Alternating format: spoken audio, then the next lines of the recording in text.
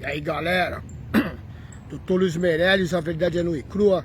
Eu vou falar um pouco hoje sobre a evolução dos seres no planeta, os seres humanos no planeta Terra.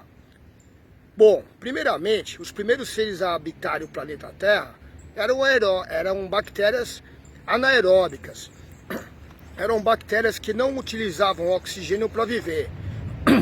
Com o passar dos tempos, elas foram evoluindo e começaram a ter uma habilidade de usar o oxigênio como um substrato para elas conseguirem evoluir, respirar, no caso, né?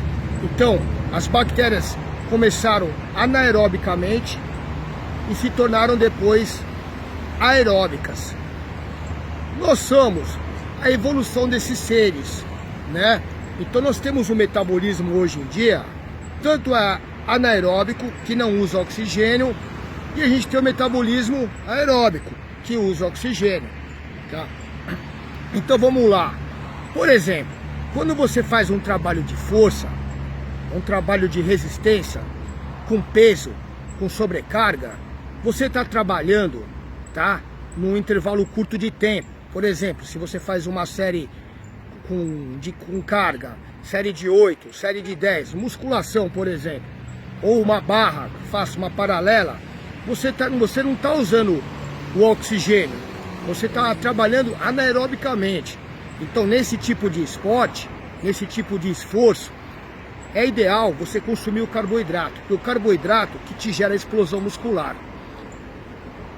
Por outro lado, quando você trabalha aerobicamente, aí você está usando oxigênio, tá? Esse trabalho, ele precisa ser muito bem assessorado. Por quê? Porque se você usar carboidrato num exercício aeróbico, que você está respirando, você está gerando espécies reativas do oxigênio. Se você usar carboidrato num esporte aeróbico de longa duração, esse carboidrato, junto com esse oxigênio inalado em excesso, ele vai gerar espécies reativas do oxigênio. O que isso acontece? Isso causa erosão, oxidação celular.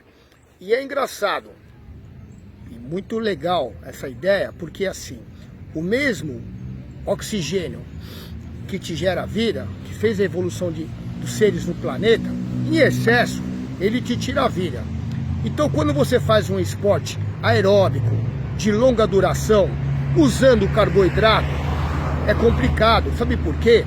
Porque o carboidrato, a glicose, é uma molécula reativa e ela reage com o oxigênio, gerando ainda mais espécies reativas do oxigênio. A glicose, ela gera glicação. Então, em esportes aeróbicos de longa duração, o uso de carboidrato tem que ser muito bem preconizado. E esse tipo de esporte aeróbico que você usa, corrida, endurance, enfim, esportes acima de 1 hora, 2, 3 para mais, tem que ser muito bem trabalhado, porque o excesso de oxigênio e o excesso de erosão causada pelas espécies reativas do oxigênio vão te gerar complicações celulares. Por exemplo, uma delas são as lesões.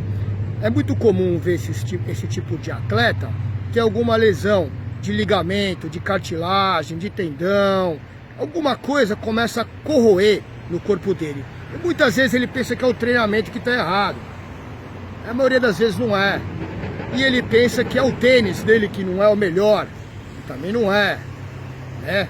Você vê ali em países de quinto mundo, né, as pessoas correndo até descalço. Até a Nike desenvolveu uma época um tênis que era como se fosse uma segunda sola de pé. Então não é. É espécie reativa de oxigênio.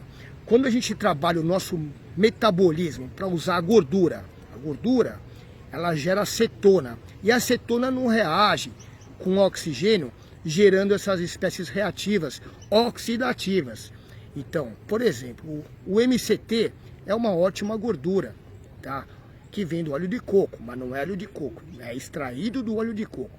ela se comporta com o dobro de caloria do que um carboidrato e é metabolizada no músculo, sendo combustível primário para esportes aeróbicos de longa duração. E não vai dar essa oxidação, não vai gerar essas espécies reativas de oxigênio.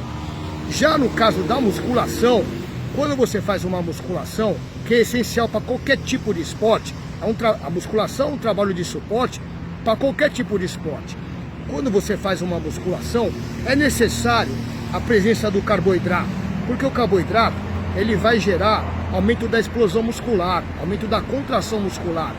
Então, se você faz, por exemplo, uma musculação em estado de aeróbico, né, estado de jejum intermitente, né, você faz uma musculação, no caso em jejum intermitente, você não vai ter combustível primário, que é o carboidrato, para você ter explosão muscular. Isso é prejudicial, porque você não vai ter glicogênio, você não vai ter força, você vai perder peso de músculo, o músculo é pesado, o músculo pesa mais que gordura. Você vai perder peso também de líquido, porque o músculo é hidratado, ele tem água. E você vai só murchar o tamanho da sua célula de gordura, porque a sua célula de gordura, ela vive no seu corpo durante 13 meses, ela diminui e ela aumenta. E se ela estiver muito pequena, e quando você voltar a comer o alimento errado, é a única célula do corpo humano que ao longo da vida ela se hiperplasia. O músculo não, o músculo hipertrofia. A célula gordurosa, hiperplasia. O que significa isso? Ela duplica. De 2 vão para 4, de 4 vão para 8.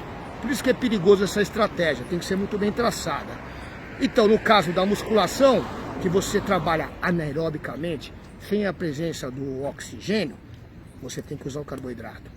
É fato. E a creatina ajuda também para aumentar a contração muscular. E no caso de um trabalho aeróbico de longa intensidade, é usar a gordura. Esse é meu ponto de vista.